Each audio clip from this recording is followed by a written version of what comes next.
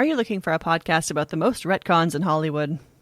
Then you must be thinking of another podcast.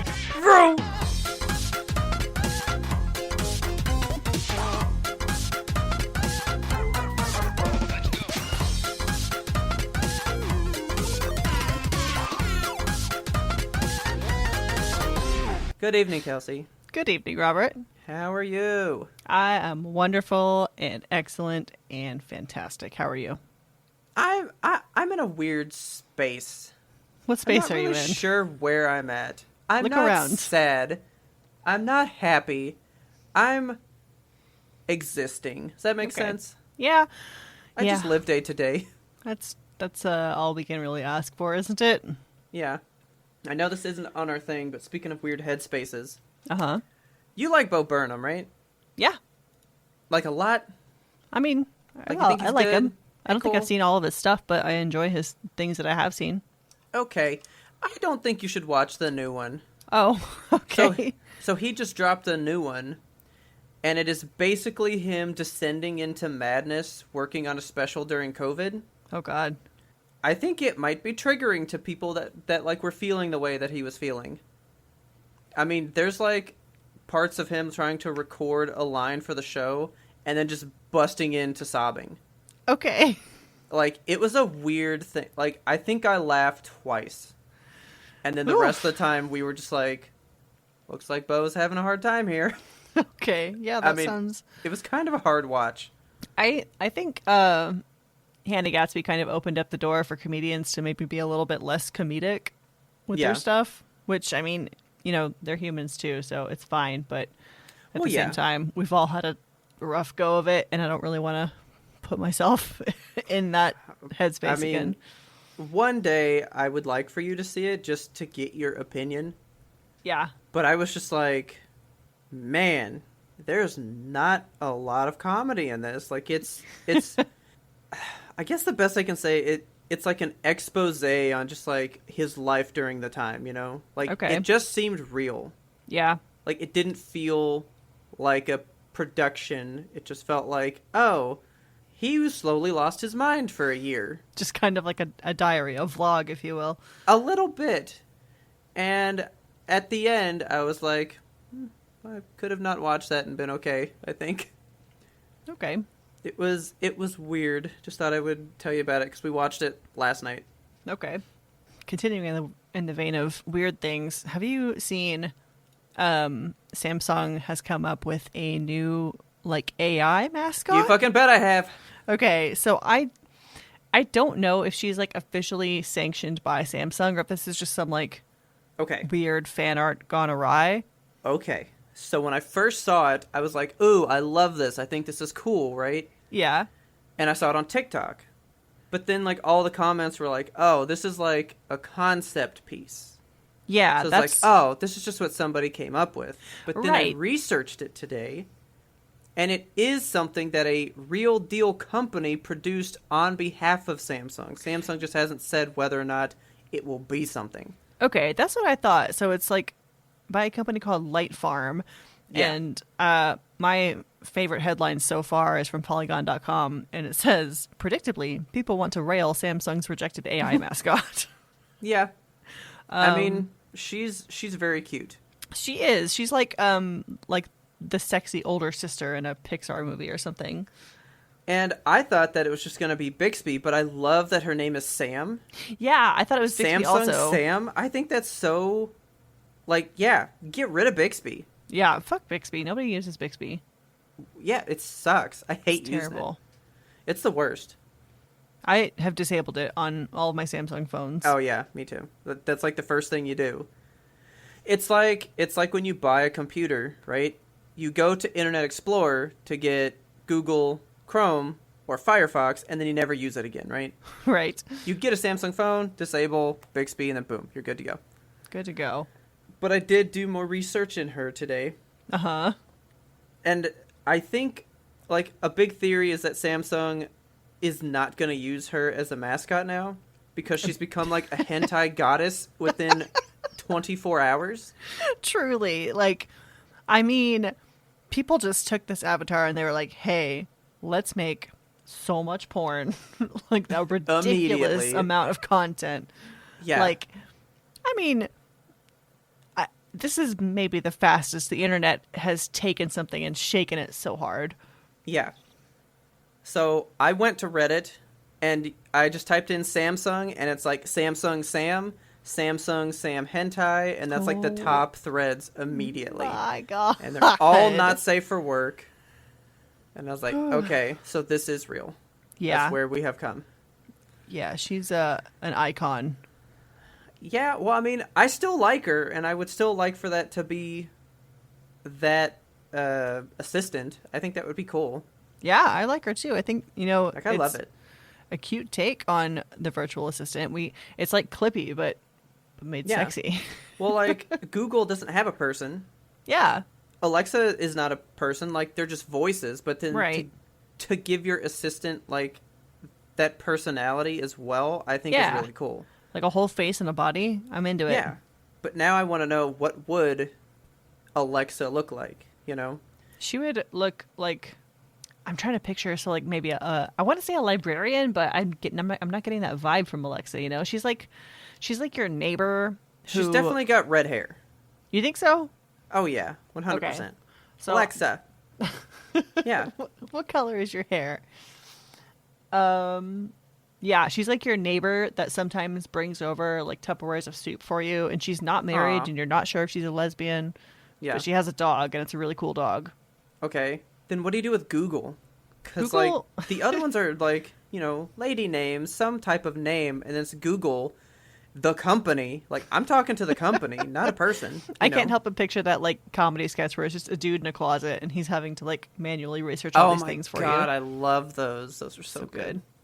Well, I hope Sam unveils soon, because I would love that. Yeah, I want this to be a real thing. I think I would actually use Sam in that way. But see, here's what I want, though. I don't want it to just be like, hey, Sam. Like, I would want the face to pop up, and it's like, hey, what can I do for you? And, like, it moves and stuff, Yeah. And then it's like you're having a conversation, but then you might step into some her territory there. Oh, man, you're so correct on that. So maybe I just spooked myself out of it. I don't know. Yeah, I don't know if I want this anymore. Well, things that I am also, maybe I don't want anymore. Good old transition there. I'm still not done with Fast and the Furious. Still not done. All right. I'm still not done. I had to take a break because I cried too hard after the last one. Oh, no. What happened? Okay. So, first of all, I told you that I watched, I think 5 was the last one that I saw. So I've only watched 6 and 7 since we last spoke. Okay. 6, fantastic. Like, 5, 6, and 7 are bomb movies. Shit, Kelsey, they're really good. I'm thinking about buying tickets to Fast 9 already. Oh my gosh. I was like, fuck, I'm going to go to the theater for this movie now. But in the 7th one, that's where Paul Walker exits the franchise because he died, right? Okay. Because I've been waiting for, like, how it's going to be handled. Yeah. Because I'm like, well, when did he die? Like, I don't know, because I didn't want to ruin when it's going to happen. Were they, like, mid-filming when he died? Yes. Wow. They were mid-filming, and I didn't even know. Because he's in the entirety of the 7th movie. Okay. So I was like, damn, he must have died, like, right after it finished filming. So I read about it. He died halfway through. They put production on hold to ask his family what they'd like to do. Oh, wow. And they got his 2 brothers to be stand-ins for him throughout the movie to, like, pad in the rest of his stuff. Oh, really? So, like, film from behind kind of a thing? Yeah. Okay. Or, like, maybe, like, a far-off shot, Yeah. Because now I really want to rewatch it and see if I can pick out where his brothers are. Yeah. But, like, he's in the whole movie. Like he's in the whole movie from beginning to end. Dang. So I'm like, how if you weren't here halfway through it, right? Yeah. But I knew that this was the one that he died because basically the ending to 7 is a straight tribute to him. Okay. And I cried. I legit cried. So what did they do in the movie? Like, a big thing with him is, in the first one, he falls in love with Vin Diesel's sister. Okay. But he's a cop, and Vin Diesel's the criminal, and when they find out that Paul Walker's a cop, they all like, you lied to us, you hate us, right? Okay. And then he doesn't see the sister again until, I think, the fourth movie. And then they, like, kind of get back together. Star-crossed lovers. Then they have a kid, right? Yeah.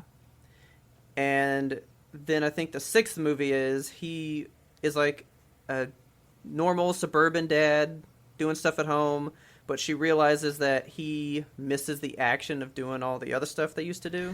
Okay. But then something happens and, like, they need to go do the action stuff, so they go do it.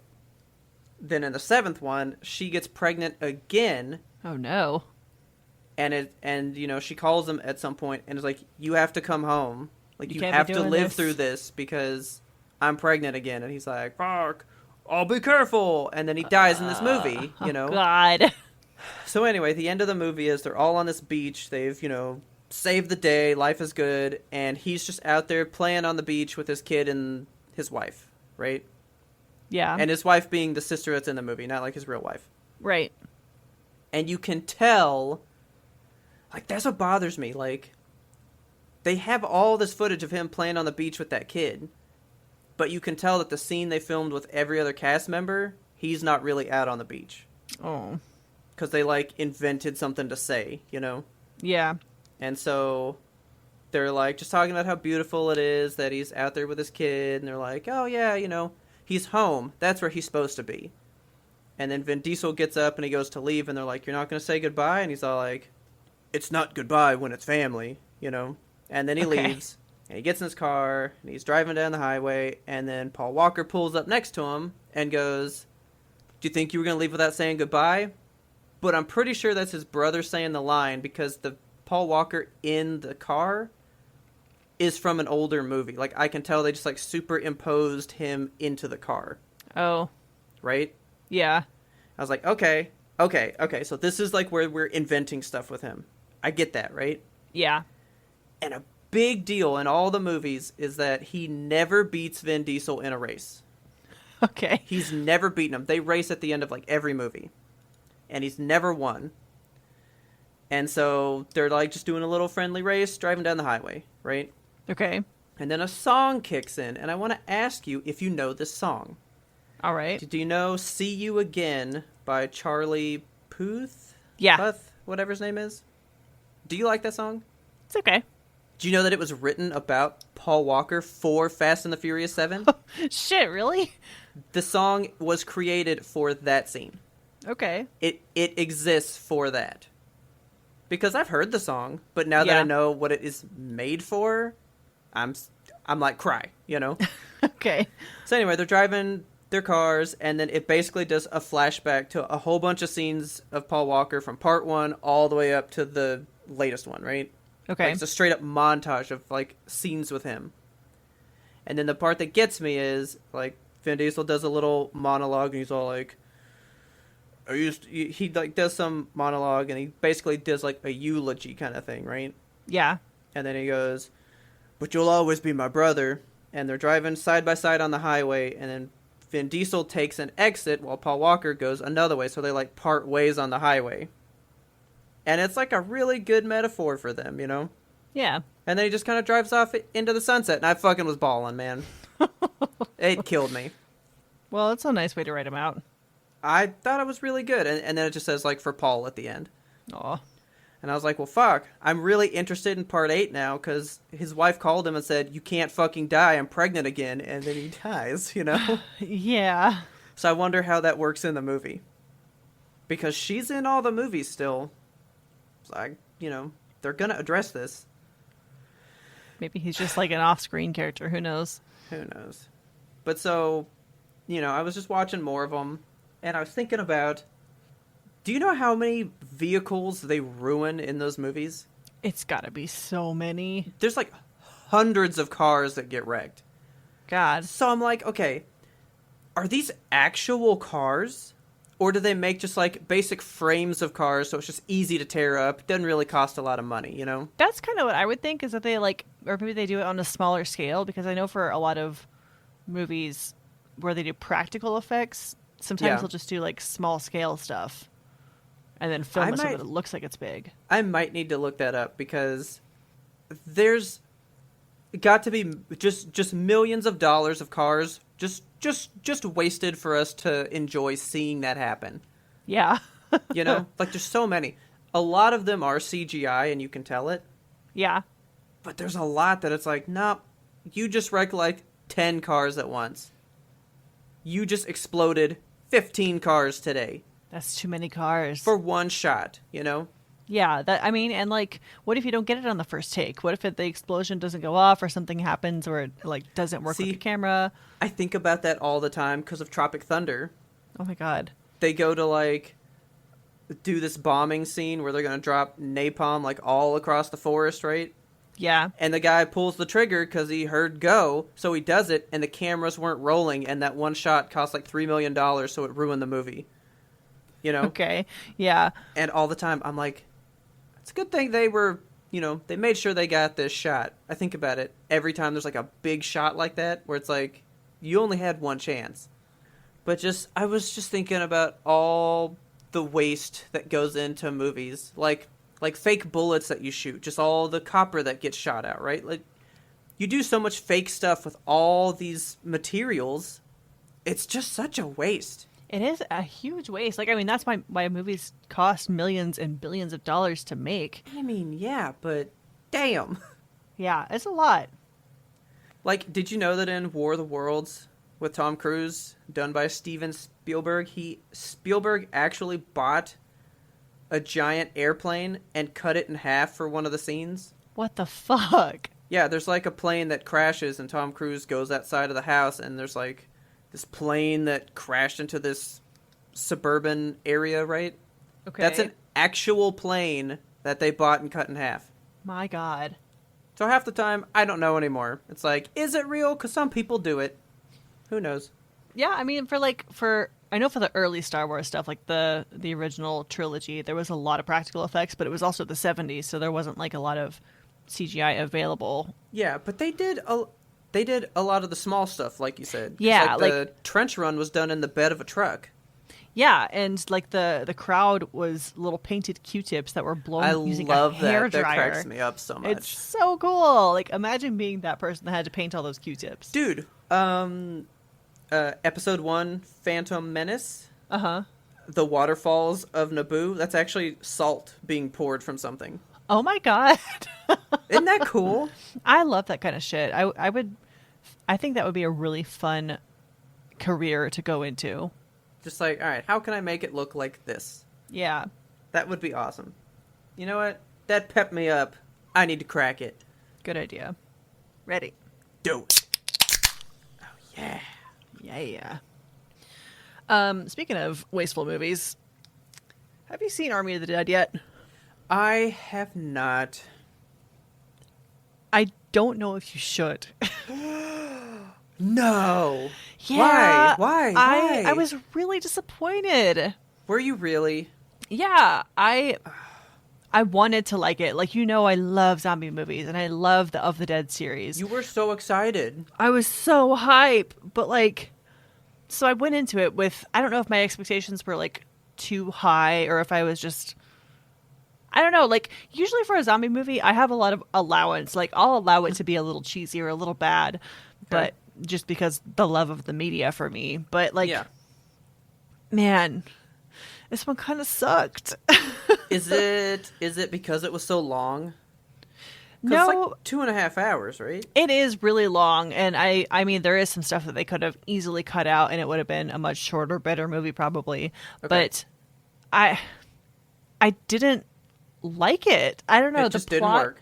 It just didn't work for me. The plot was it was cool on its face. Like, you know, they have to go in to like get the money out of Vegas Vault before the entire city is blown up by a nuke because they're doing like a targeted strike to get rid of all the zombies because all the zombies are just in Las Vegas. Okay. Like, they were able to wall off the city before the outbreak spread. Nice. Yeah. And like the beginning of the movie is so fucking good. They do this thing in the very beginning that I love where they just show like how the outbreak is happening and then just like the total pandemonium, and then they like pair it with some cheesy Las Vegas music, and they have like slow-mo shots of people, you know, getting blood spurting everywhere and shit. Okay. One of my complaints is that the blood was super CGI'd, and I prefer like a good practical, like gory like entraily look for zombie blood, you know? Yeah, you want that big, like, thick ketchup style stuff. Yeah, like Walking Dead does really good job with blood and gore. And this was just like clearly red Kool-Aid CGI. It was not good. Oh, and just so the thing that I liked in the beginning is that they had this like interesting way of introducing the characters. So they had like, it was like almost a school day portrait sort of a thing where they had like a backdrop and just a camera stand, and then the person that they're introducing is just standing there, and they do like a slow-mo pan back of the character. Okay. And you see them like holding their zombie weapon, or like holding their photo of their family or their medal or whatever. It's like makes them a unique person in this world. And it wasn't anything to do with like the story or anything. It was just like, this is who this person is, and this is who you're going to be following throughout the movie. So I thought it was a cool and interesting way to introduce them. So real quick, did you like 300? It was okay. Because I thought that I remembered Zack Snyder directed this movie. And he also did 300, which also has a lot of the CGI blood stuff. Yeah.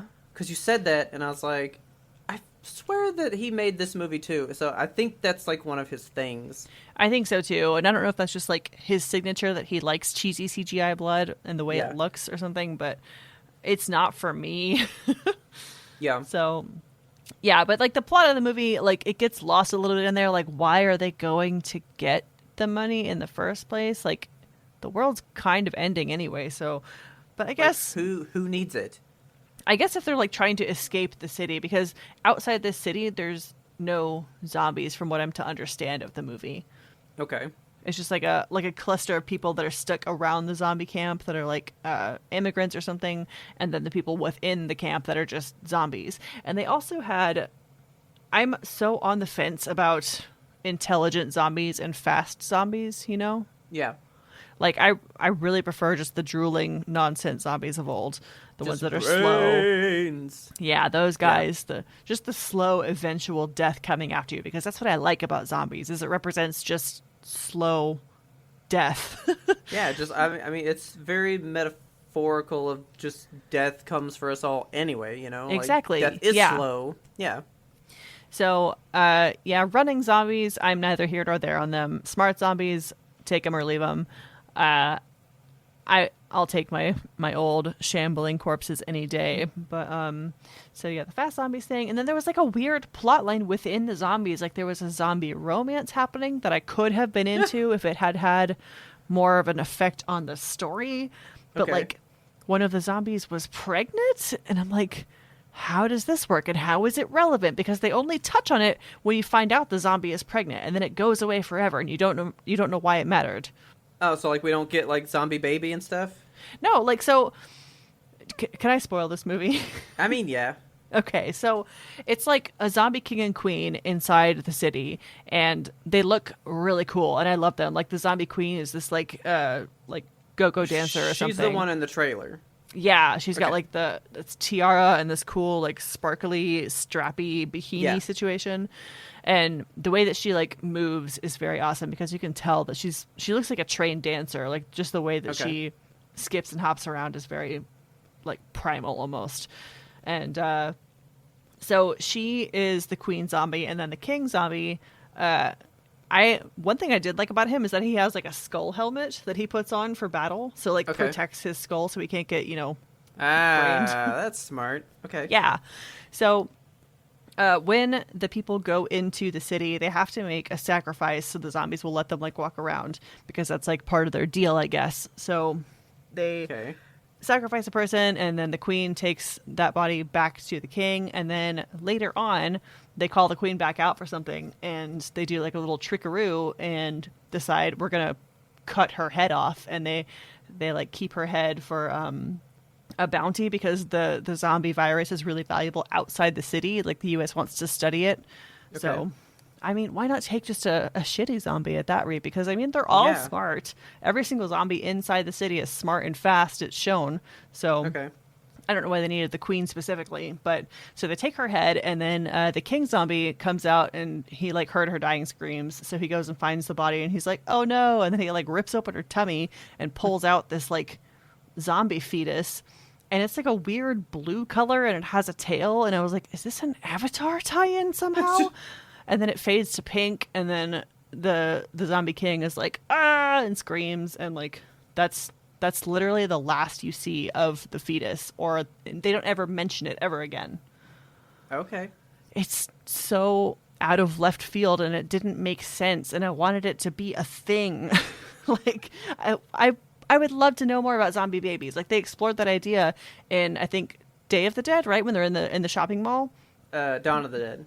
Is it Dawn of the Dead? Yeah. And then that woman is pregnant, and then she gives birth, and the baby is a zombie because she got bit while she was pregnant. Yeah. Which, yeah. So I'm reading about it right here. You know, he's the one that made that movie, and he does consider this a spiritual successor to that movie. I don't think it was a successful successor. Yeah. Yeah, so I just thought it was really strange. And then there were characters that I really, really liked, and they died in really senseless ways. Like, they didn't need to be killed. And I understand that in zombie movies, people are going to die because it's a vicious, cruel zombie world. Happens. Yeah. But there's one scene where, like, there's a really cool bromance that I love a whole lot between this, like, black guy that has a really awesome saw and this German dude who is, like, their safecracker. So they kind of had to protect him, and he's really bad at shooting zombies. That's his whole shtick. And, like, whenever he gets near a zombie, he does this, like, high-pitched shrieking, which is just fantastic. Okay. His name is Dieter. And so they get to the safe, and they crack it, and the outbreak, there's like a problem with the zombies. Like, the king has found the queen at this point, and all the zombies are raging. So they come down into the vault to attack them, and the safecracker can clearly get to and inside of the safe within this amount of time, but instead he just, like, doesn't, and he seals his, like, friend up in there, the black guy with the saw. He seals him up in there, and it's just like, you live without me now. Remember who you are. Yeah. And at the end of it, it's all kind of meaningless because for some unknown reason, and at some point that we don't see, apparently the black guy got bit. And so, like, at the very, very end of it, he's survived the atomic bomb because he was underground in the safe, and he, like, climbs up out. He's the sole survivor, and he's, like, walking out with this, like, just strapped full of cash. He rents a private jet, and, like, on the private jet, he gets really sick and goes to the bathroom, and then he, like, rolls up his sleeve, and he's like, oh no, I got bit. And then the movie ends right there. Just ends. Okay. And that's it. That's it. That's the whole thing. Like, I guess it's to represent that, like, our efforts are futile. Like, nobody got the money that mattered. Like, you know, they got the money out, but it didn't mean anything in the end, and everyone died.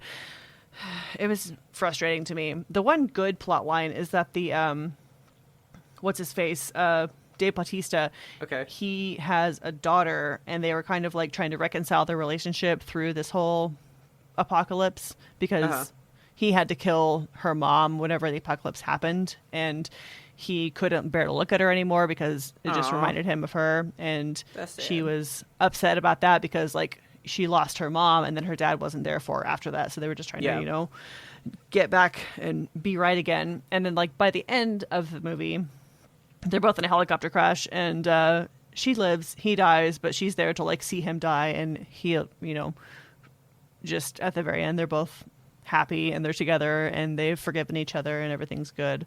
Yeah. So that was sweet and nice, but overall, 2 thumbs down. Well, then I guess you don't care to know that there's going to be 2 more of these. Oh my god. So is Zack Snyder going to be in charge of them? That I don't know, but there is a prequel film and then a prequel animated series. Okay, so the prequel I'm actually really excited about because it explores Dieter. Okay. So it's like, it's going to be his past. Yeah, so it's called Army of Thieves, and it's just going to center around him. And I don't know if it's it's not directed by Zack Snyder, but he is producing it. Okay, and I don't know if it even has zombies because, as far as I know, like, this is the sole zombie event in this world. Yeah. So who knows? It might just be about safecracking, which, I mean, that will be cool too. And I love this actor. He was perfect in this role. Okay. Great actor, great character, terrible movie. Also, so Tig Notaro was in it, and she was Who? The helicopter pilot, Tig Notaro. I do not know who that is. She's a comedian. You might recognize her. She's got like short hair. I don't know. Looking at her now, I have no idea who this is. Oh, well, she's lovely. She came into the movie after it was already filmed because she apparently had to replace somebody, like an actor, Chris D'Elia, which I don't know. Chris D'Elia, yeah. Okay, I don't know who that is, but apparently he was accused of like really bad sexual misconduct. I love him. Oh. Like, we've watched all of his stand-ups. Yeah, well, so he was found to have some of those things, but he didn't do anything. So basically he like was talking to a bunch of girls, like underage girls. Oh, gross. And then he was like, "How old are you?" And they were like 16. He's like, "Oh, then go away." Okay. But like he still talked to a bunch of them beforehand, and that's what he got in trouble for.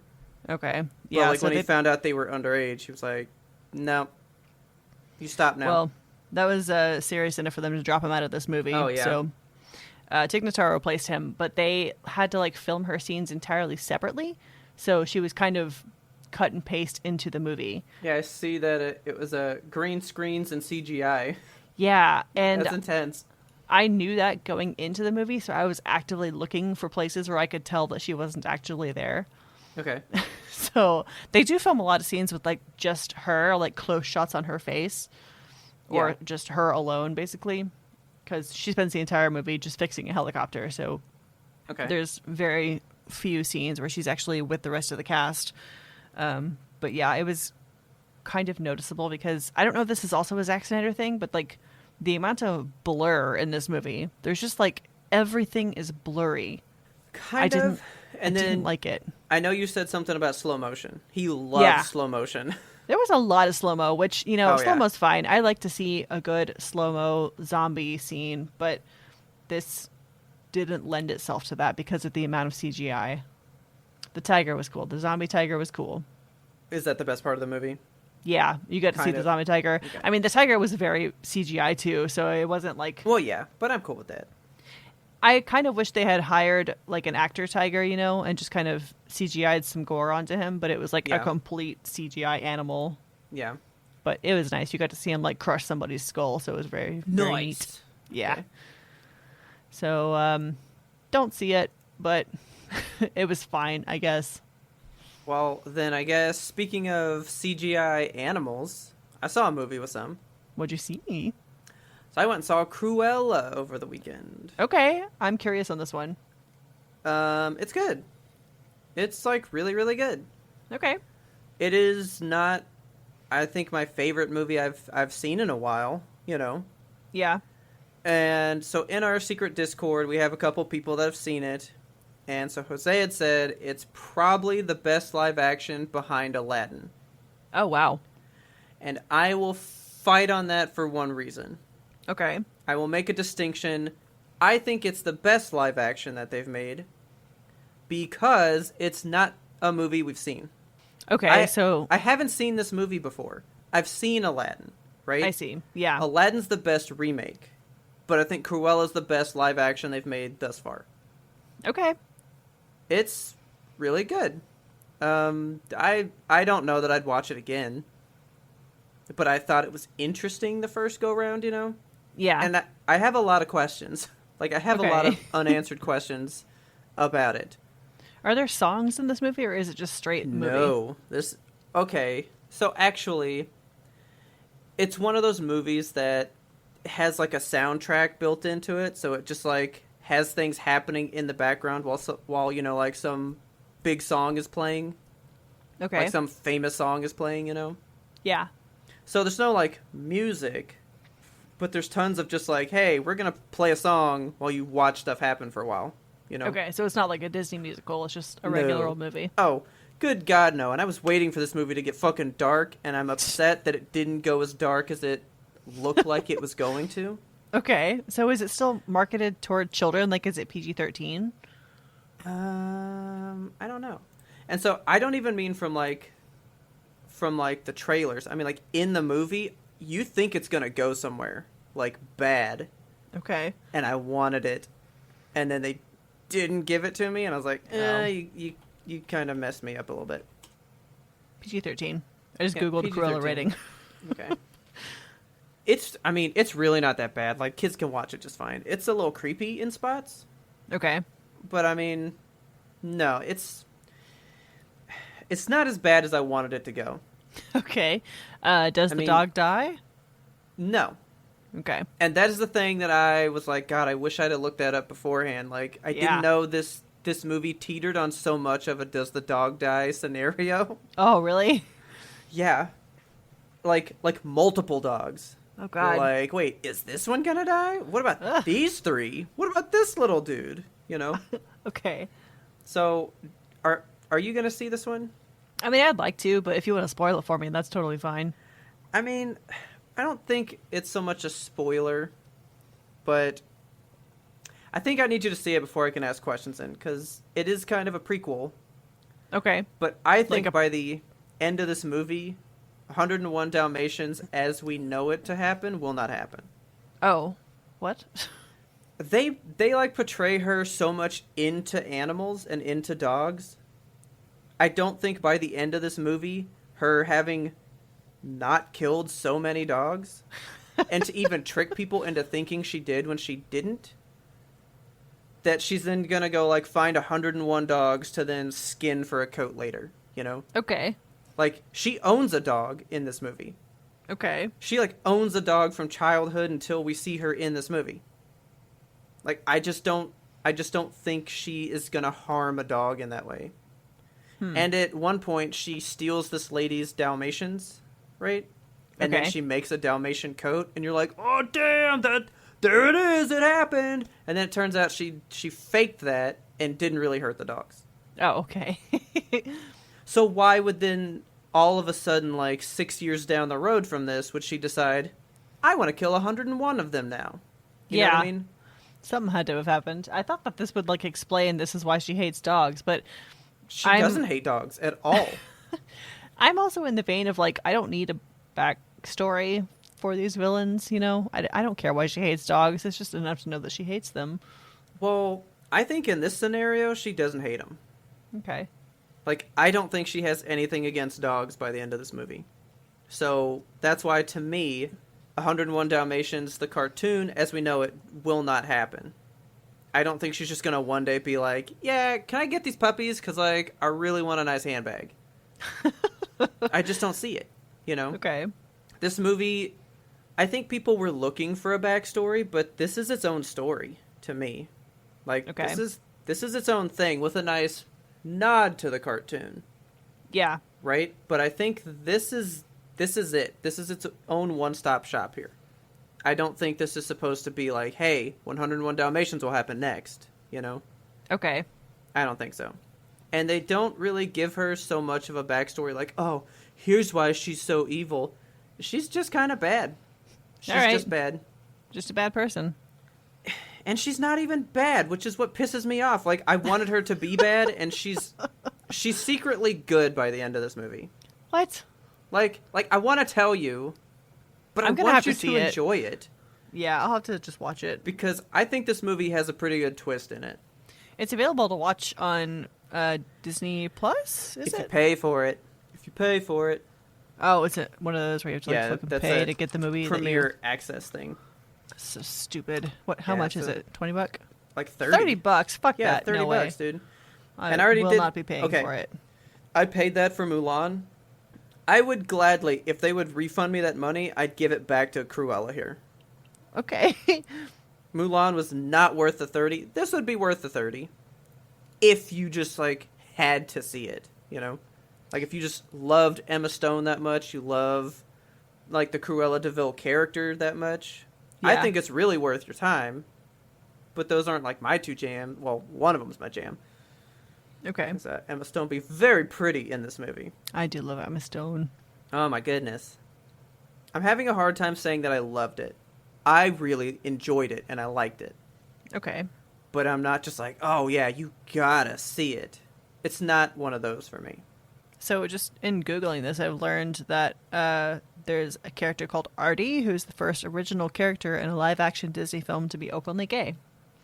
I'm gonna guess that's the, like, Stanley Tucci character from... okay, so, like, you've seen The Devil Wears Prada, right? Yeah. Okay, this is that movie, big time. Okay. Like, she goes to work for a super mean, like, head fashion person, and, like, she has a, like, Stanley Tucci, like, side guy, you know? Okay. And that dude is clearly gay. All right. So I would imagine that that's who that is referencing, because I can't think of who else is, like, openly gay. And I don't even know if he's openly gay. According to this article he's just there. Us Weekly. I would like to know what scene made them openly gay, because nobody was just like, I'm gay. Was there a scene where he was like kissing a man and you just went to the bathroom? No. Well, the character is Artie. Let me see if I can find it. He owns a vintage fashion shop and sparks a connection with Cruella in the film, eventually joining her entourage. Well, yeah, because he's just... Yeah, but he doesn't, like, kiss anybody or do anything. He does run that shop, and when Cruella comes in for the first time, he's like, yeah, we have clothes for any woman or boy, you know? Yeah. So, I mean, he's a very open guy. I loved him. He was fantastic. He was, like, one of my favorite people. I just don't get the whole, like, the article I'm reading is just about this person, a congressional candidate, who was like, this ruined my childhood having an openly flamboyant gay in the movie. Like, just grow the fuck up, dude. I didn't even think about him because he fit so well. Like, I was never just like, oh, wow, a gay dude, you know? Yeah. Like, he was just there in the movie. That's so funny. That's not even who I thought of. Oh, my God. Yeah, he was like one of my favorite parts of the movie, too. Like, I love him. He was so cool. Okay. I'm going to have to watch this one. It sounds good. I think you need to watch it. I think Ferdin nailed it on the head. It's The Devil Wears Prada meets Ocean's 11 meets... I'm trying to think of what else. Meets Knives Out, kind of. What? Okay, yeah, I'm going to watch it. Because it's like a mystery, but there's a heist that's pulled in it, like, several times, right? Yeah. But all inside of a Devil Wears Prada, like, hey, I'm working for this big bad fashion lady. Okay. It's a very weird movie, and it worked on every level. And then, also, what was really good, I saw another movie, actually. What'd you see? And this one, I think I liked it more, but not as much as the first one. Okay. I saw A Quiet sequel? Place 2. Oh. So you saw this one in theaters, right? Yes. Because that's like they waited until that theaters were a thing again to release this. Yes. And here's my thing, though. You cannot compare 1 and 2. Okay, so they're like totally different? Okay, so part 1, remember, it's all about the quietness. Like, you were in the theater, afraid to eat your own fucking popcorn because you couldn't make noise, right? Yeah. Part 2 is like an action movie. Oh, shit, okay. Like, people are talking the whole fucking movie. In the movie. I mean, it's definitely not as quiet and tense as the first one. The first one is, I mean, it's seriously totally quiet most of the movie. Yeah. This one is quiet some of the movie. Okay. But it is a great next step into what happens after the first one. And I loved it. I thought it was great. Good. And I think you could be done, but I know it's going to do gangbusters and get a third one. Oh, you think so? But I would really hope that if you did a third one, stop it there, because this is a franchise that could definitely be run into the ground. Okay, yeah. But so far, the story built off the first one in a good way, and it worked. Like, it worked really good, and you're like, yeah, I like that. But where it ends could lead to a third, but I don't need it. Like, I'm good. One thing I've noticed, though, in all the trailers and promo material that I've seen for A Quiet Place 2, there is no John Krasinski. Have you seen the first one? No.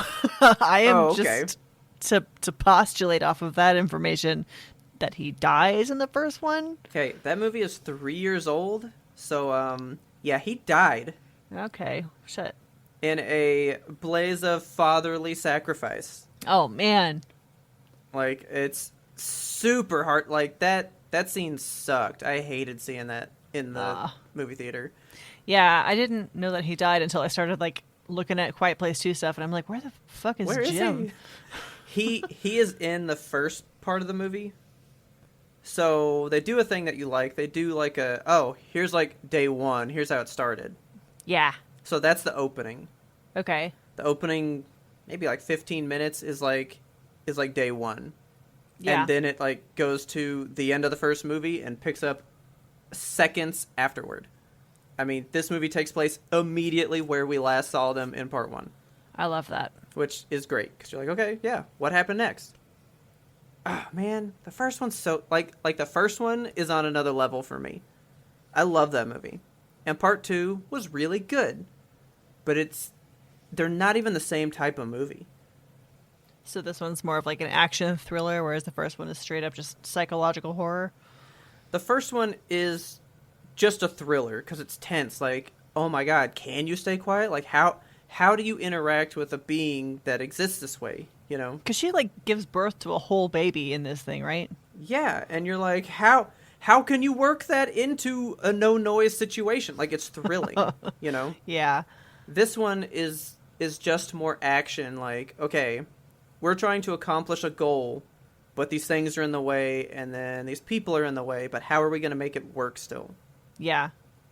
I don't think it's much thriller as, like, I would just call it action, because you're just like, oh my god, how are you going to do this now? Like, how are you going to accomplish the thing you're setting out to do?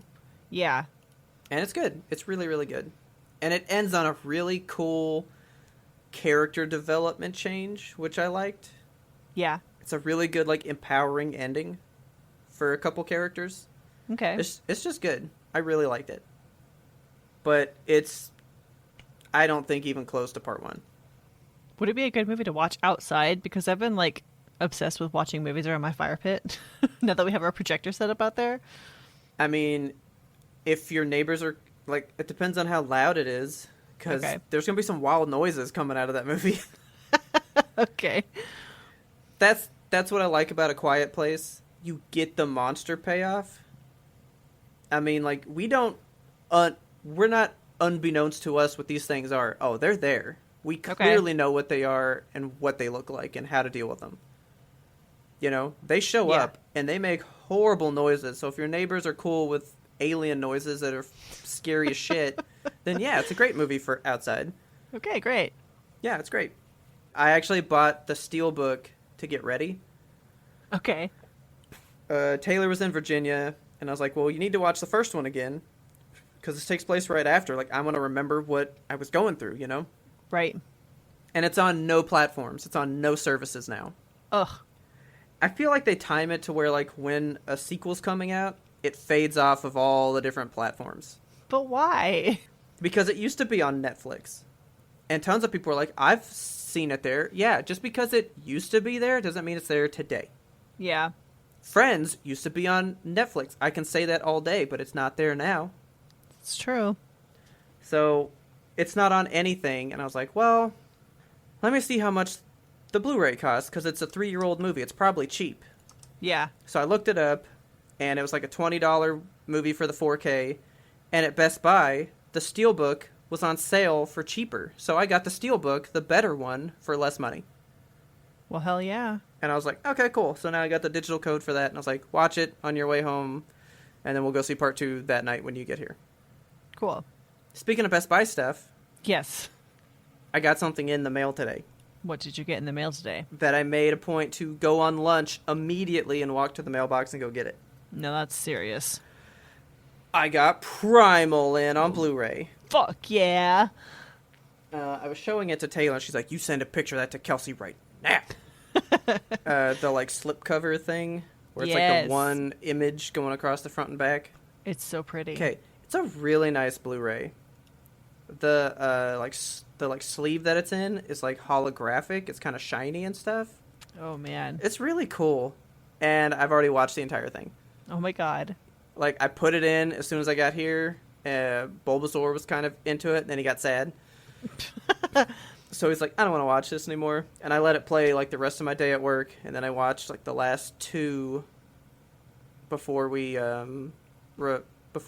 recorded. And I, like, forgot about like his girlfriend and stuff. I was like, man, Uh, this is a good show. it is such a good show. Man, I almost forgot about her too. I wonder what they're going to do with season 3. When's it going to come out? Dude, I know. I don't know. I have no clue. Let me see if there's a date yet. Season 3 Primal. Oh, but I had a problem. What's your It problem? says, well, so it says second season is set to premiere in 2021. Okay, that's vague enough, isn't it? Yeah. So everything that came out is technically season 1. They just split it Right. in half. Yeah. And yeah, it is entirely vague. Just says 2021, deal with it. Well, I guess we'll find out what happened to Mira at some point in the next 6 months. Okie day. It comes with a digital code so that, I can have it digital forever, right? Yeah. But it's one of those where, like, it doesn't work in Vudu or your Movies Anywhere app. You got to go to, like, the actual company that produced the Blu-ray. Okay. So that's this one weird. was from the WB. So I think it's like Fox Movies and WB Movies and Paramount Movies. You have to go to, like, Paramount's website to redeem it and then send it to Vudu, right? Okay. So with this WB one, you got to go to the WB website, redeem it, send it to Vudu. So I did that. And then as I am sent to Vudu, it goes, error, didn't work. So I go, okay. And I go back to WB, and it says, nope, that code has been redeemed. We sent it to Vudu. You're done now. But What? it's not in my Vudu queue. Okay. So I got on, like, a help chat thing with them. They're going to tell me what they're going to do about it later. But I was like, well, let me search for Primal on Vudu. It doesn't really exist on there. So I'm wondering if they weren't prepared for these digital codes because they don't have, like, a title for the code to be redeemed against. Okay. They still have it split into, like, part 1 and part 2. But this one code, I think, would open, like, a season 1, Yeah. So it's not those 2 packages. It'd be a one-stop package, but they don't have one, so I think they don't know what to do with the code. And so That's I'm odd. trapped in limbo right now, and I'm pissed. Yeah, that sucks. But Primal's still great. It is a fantastic Blu-ray. Everyone should own it. I wanted to get it digital so I could share it with a ton more people to finally see it and watch it. Yeah, it's so good. And if you haven't watched our review of it, it is out there. It's not a patron exclusive. It is fully on the YouTube. That is strictly passionate. Strictly passions. Yeah. I have more stupid Best Buy stuff for you. Okay. So Man, this isn't Best Buy is getting directly- the workout today. I don't know if this is directly related to Best Buy, but it's just like tech merchandise. Did you see that NVIDIA announced new graphics cards? Nope, I've stayed clear of anything to do with that for a while. So they have announced the RTX 380 Ti. Okay. And I don't really know what the difference is between the Ti or the regular one. But So, like, think about it like this. There's the RTX 3080 and then the RTX 3080 Pro. okay. That's what the Ti is. The Ti is like the super edition. The like turbocharged, a little bit better, Okay. The TI stands for turbo. Yeah, so basically like I want to care about this, but it's for the low price of $1,199 fucking dollars.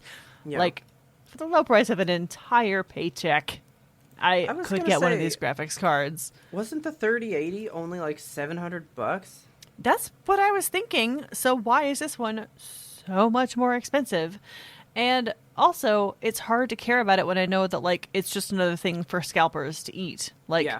I know the second these arrive on the internet, the vultures are going to snatch them, and I won't even have a yeah. sliver of a goddamn chance. So like I just wish that with this announcement they would be like, these ones are only being sold physically in stores, and you have a strict limit of one per customer, and you can't come back the next day because we're going to take down your information.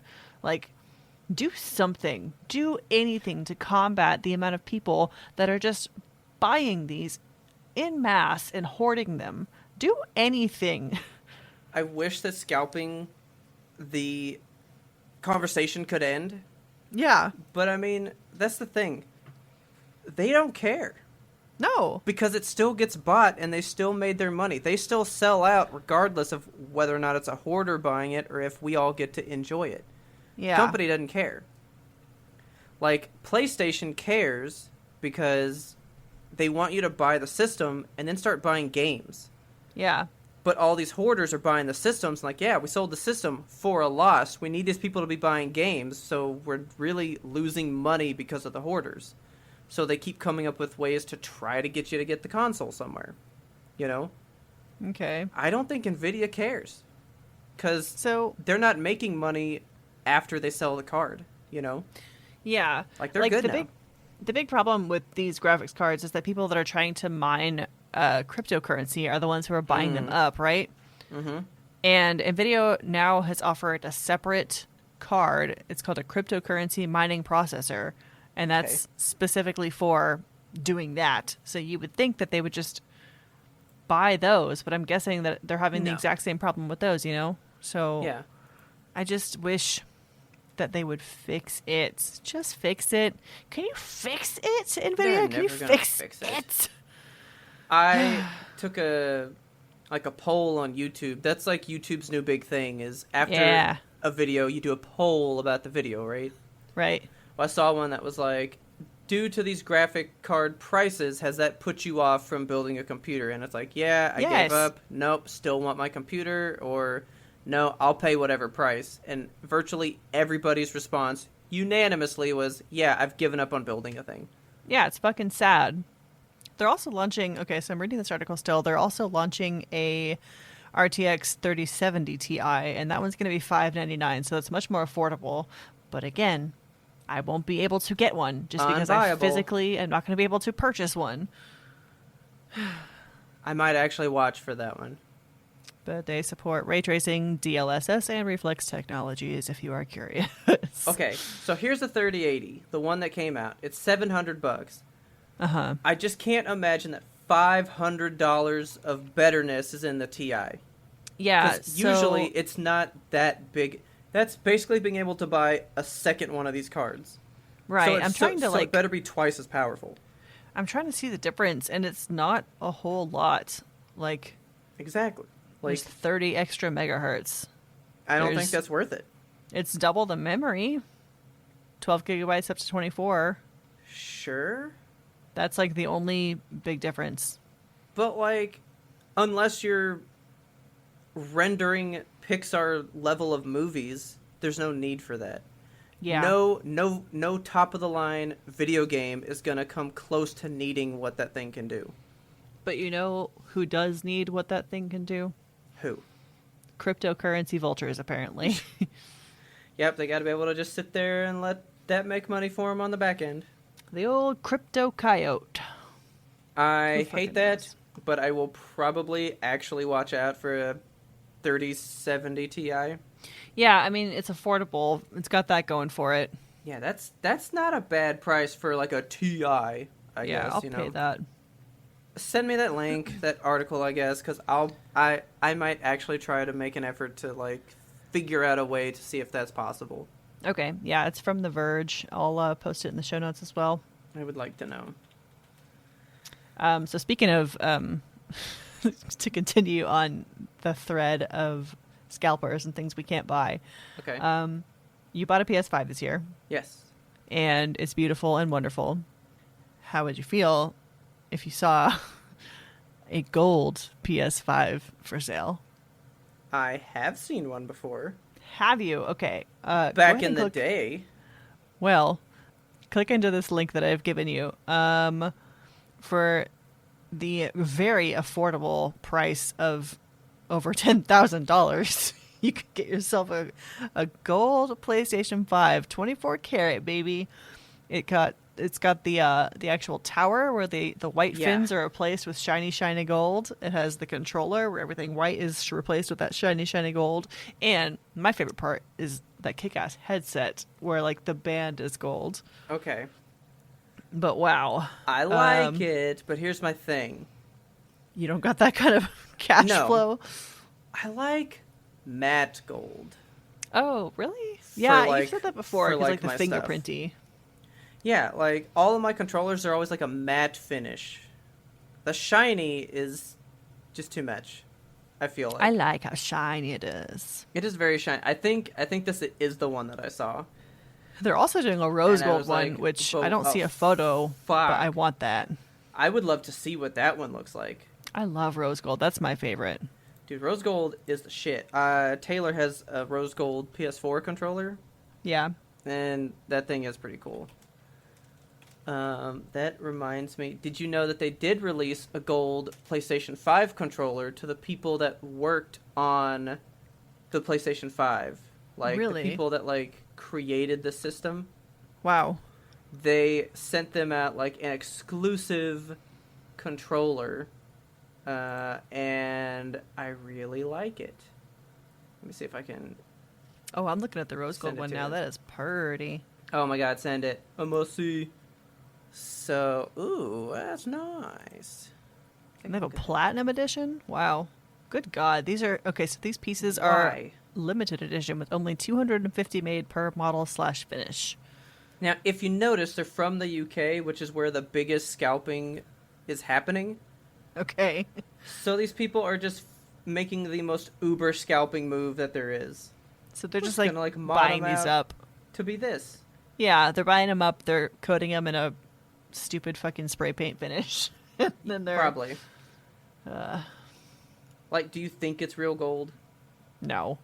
There's no way. It says it is, but I can't imagine that No.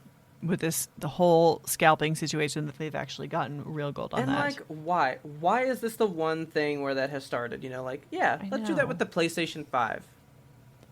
That PS5 launch team controller is really pretty. I love that. It just says, launch team on it, and it's still white, but it's just, it's gold on that, like, little bottom piece, and that's it. Yeah, that's very neat. I was like, okay, that's nice, but I still want, like, a fully gold one at some point. Yeah. Which, now that I've seen the black controller and that red one that came out, Yes. they can make it work. Boy, this company also sells Swarovski sneakers. That's legit. Oh my god. No, thank you. Oh my god. That's not legit. That's truly exquisite. Do you care to go look up some pics of Samsung Sam? Yeah, let's dive into that. Well, folks, we're here at the end of the episode again, where we ask you to please tell your friends about us and help us grow our audience. Don't forget to subscribe to us on your favorite platform so you never ever miss a ding-dang episode, because we are releasing weekly every single Monday until the inevitable heat death of the universe. And if you have a second to rate and review us on Apple Podcasts, that really, really helps us reach many more lovely listeners just like you. And don't forget, while you're out there doing that, you can find us and friend us on social media. We are YMBToAP. On Twitter, Instagram, TikTok, Facebook, YouTube, Twitch, the Patreon. We've talked your ears off about the Patreon. You know the tiers. If you would like to come join us on that wild journey with the Discord randomness, come check out some of our reviews, because we got some big stuff planned. We sure do. Come check out the Patreon tiers. We don't want to, shove it down your throat. I'll shove it down your throat if you'll eat it. I just want you guys to think about the merch. I'm still all Yeah. about the merch. Taylor's been wearing her hoodie some more, and it is freaking so soft. It's so soft. It's like extraordinarily comfy. Like, I'm really surprised by it still. I know. Like, I love we it. shopped around a little bit for merch to make sure we can get you guys some good quality stuff. And let me tell you, it's good quality stuff. Yes, so please It's not check gold out... plated, but No, I don't wish. That'd be heavy. So yeah, go check out the YMBToAP Apparel store in case you want a long sleeve shirt, normal t-shirt, zip up hoodie, pullover hoodie, tote bag, face mask, coffee mug. We got all kinds of stuff for you guys. And you know what? I'm really missing the emails. I'm still not getting any emails. I need something. I want you guys to tell me if you saw any of these new movies that came out. Did you go see Cruella? Do you think she's still gonna be a puppy-killing crazy lady? Do you think Quiet Place 2 was better than the other one? Did you think Army of the Dead was the best zombie movie of all time? I want if to know. you do, I want to fight you. come send us at YMBToAP@gmail.com. And our theme song is The Grim Reaper Blows the Horn by Faraj. Please check him out on YouTube. He's got the good tunes. And as always, thank you for listening, and tune in next time to get the answer to that burning question. Why would you kill a puppy? The coat's going to be so small.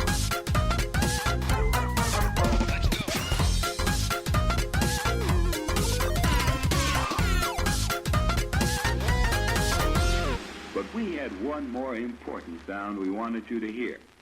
Have you ever cleared your throat so hard that, like, you hiccup? I don't think so. That's, like, a thing with me. I can't clear my throat very hard, or else, like, I just stop clearing my throat and I hiccup, and then I can't even do anything. Okay. Oh, God. It happened again. That sounds violent. It's painful.